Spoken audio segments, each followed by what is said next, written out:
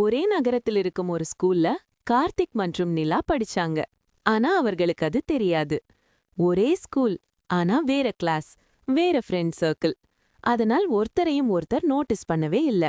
School டைம்ல கார்த்திக் ஒரு பொண்ண சைலண்டா லவ் பண்ணான். நிலா ஒரு பையனை லவ் பண்ணா. ஆனா ரெண்டு பேரும் அவர்களோட லவ்வ சொல்லவே இல்ல. டைம் போயிடுச்சு. ஸ்கூல் முடிஞ்சு இயர்ஸ் ஆகிடுச்சு. ஒரு நாள் ஃபேட் மாதிரி கார்த்திக் மற்றும் நிலா மீட் பண்ணாங்க. ஸ்லோவா ஃப்ரெண்ட்ஸ் ஆனாங்க. பேச பேச அவர்களுக்குள் ஒரு ஸ்ட்ராங் பாண்டிங் வந்துச்சு.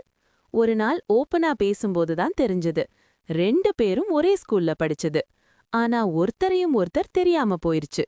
அதுக்கப்புறம் ரெண்டு பேரும் தங்கள் ஸ்கூல் லவ் பற்றி ஷேர் பண்ணாங்க. அப்போ ரெண்டு பேரும் முடிவெடுத்தாங்க, லேட் ஆனாலும் உண்மை சொல்லணும். கார்த்திக் அவன் ஸ்கூல் லவ் கிட்ட போய் சொன்னான், ஸ்கூல் டைம்ல நான் உன்னை லவ் பண்ணேன்.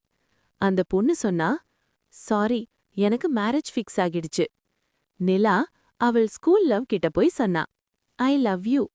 அந்த பையன் சொன்னா, சாரி, நான் வேறொருத்தரை லவ் பண்றேன்.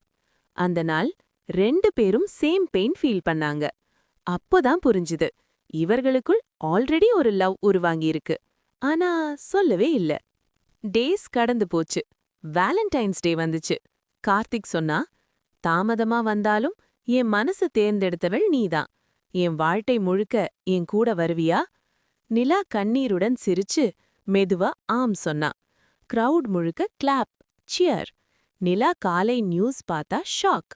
நியூஸ் ஹெட்லைன், வேலண்டைன்ஸ் டே அன்று நகரத்தை கவர்ந்த உண்மை காதல் ப்ரொபோசல். கிரவுட் முன்னாடி கார்த்திக் நின்று நிலா கிட்ட சொன்னா. அடுத்த நாள் நியூஸ்ல, லேட்டா வந்த காதல் வாழ்க்கை முழுக்க இணைந்ததுன்னு வந்தது. அந்த வீடியோ சோஷியல் மீடியா முழுக்க வைரல். அவர்களுடைய காதல் ஸ்டோரி எல்லாருக்கும் இன்ஸ்பிரேஷன் ஆனது. அந்த வருடம் பெஸ்ட் ப்ரொபோசல் அவங்கதான்.